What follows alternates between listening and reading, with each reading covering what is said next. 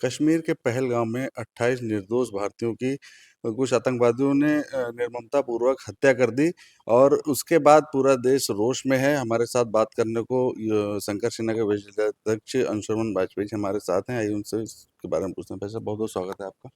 नमस्कार। बहुत बंगाल की आग अभी शांत नहीं हो पाई थी, देश जूझ रहा था बंगाल की परिस्थितियों से, और इसी बीच पहलगाम में इतना बड़ा आतंकी हमला जिसमें 28 बेगुनाह लोगों की जान चली गई। आपकी क्या प्रतिक्रिया है इसके ऊपर? जय हिंदू राष्ट्र। ये प्रतिक्रिया सुन सकेंगे आप तो मैं बता दूं कि अभी हाल के दिनों में राहुल गांधी की अमेरिका की यात्रा हुई। वहां पे जाकर के इन्होंने भारत तोड़ो अभियान को मजबूत करने वाले जॉर्ज सोरोस के साथ मुलाकात करके ये भारत में आए और ये पश्चिम बंगाल की घटनाएं हुई और उसके बाद में हमारी पहलगाम की घटना हुई।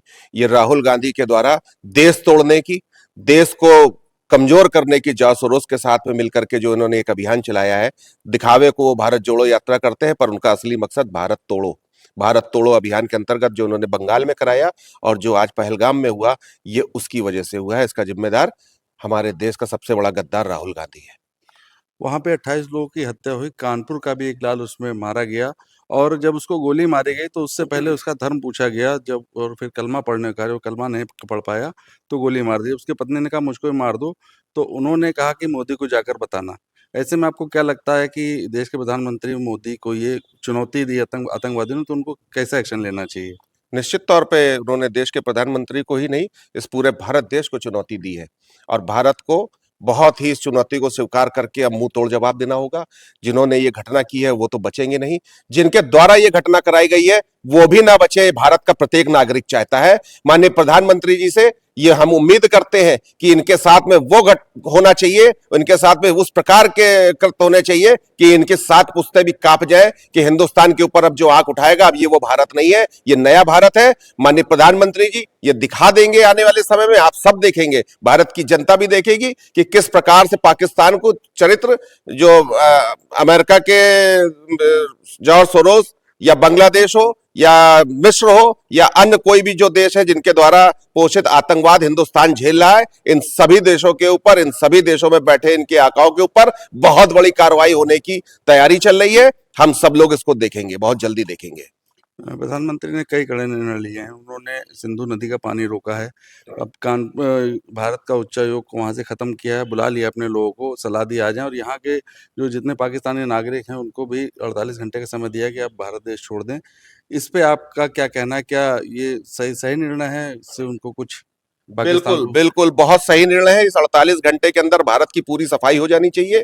जिस प्रकार से पाकिस्तानियों को अल्टीमेटम दिया गया, उसी तरीके से अवैध बांग्लादेशियों को और रोहिंग्यों को भी भारत देश को छोड़ देने का अल्टीमेटम दे देना चाहिए, क्योंकि भारत देश के अंदर जितनी गंदगी रहेगी, भारत के अंदर ये लोग उतनी ही गंदगी बढ़ाएंगे और आने वाले समय में इस तरीके की घटनाओं की पुनरावृत्ति होती रहेगी। इनको तत्काल प्रभाव से पाकिस्तानियों के साथ साथ अवैध बांग्लादेशी और रोहिंग्यों को भी बाहर करने का काम करना चाहिए। राजनीतिक साजिश जिसको कहा जा रहा है, इस तरह पुलवामा अटैक का अभी तक रिपोर्ट नहीं आई, खुलासा नहीं हो पाया। वहीं कुछ विपक्षी पार्टियां आरोप लगा रही हैं कि भाजपा कुछ भी कर सकती है, तो इस पे आपका क्या कहना है? विपक्षी पार्टियों का काम है देश की सेना का मनोबल तोड़ना और उन सभी देश राष्ट्र भक्तों की भावनाओं को आहत करने का काम मैं पिछले कुछ दिनों से ही नहीं, काफी वर्षों से देख रहा हूं कि चाहे वो कांग्रेस हो, चाहे वो समाजवादी पार्टी हो, उनका काम है सरकार से और सेना से सबूत मांगना कि आपने सर्जिकल स्ट्राइक किया, आपने एयर स्ट्राइक किया, आपने वहां पे क्या किया, क्या नहीं किया।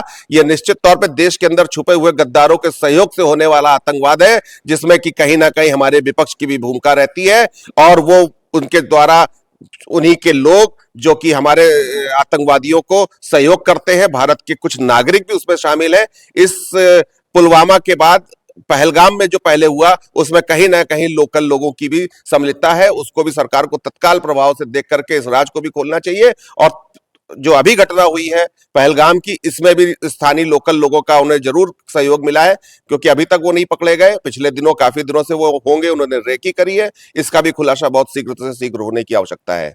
एलओसी पे अगर तनातनी बढ़ती है तो क्या क्या लगता है भारत को किस तरह जवाब देना चाहिए? एलओसी पे तनातनी कल नहीं, आज से शुरू हो गई है और इस घटना के बाद से पाकिस्तानी सेना के हाथ पैर कांप रहे हैं, क्योंकि भारत की बहुत तगड़ी प्रतिक्रिया होने वाली है। भारतीय सेना इनका मुंह तोड़ जवाब देने के लिए तैयार है। देश के प्रधानमंत्री ने पूरा मन बना लिया है, भारत की जनता ने पूरा मन बना लिया है, और भारत की जनता ने यहां तक स्वीकार कर लिया है कि एक एक खून का कतरा देश के लिए बहा देंगे। हम सभी युवाओं के अंदर इस प्रकार की पूरी भावना है कि अगर किसी प्रकार की कोई युद्ध की अगर जरूरत होती है तो भारत देश का एक एक युवा, शंकर सेना का एक एक युवा सेना के साथ में कंधे से कंधा मिला करके जाकर के पाकिस्तान को मुंह तोड़ जवाब देने का काम करेगा।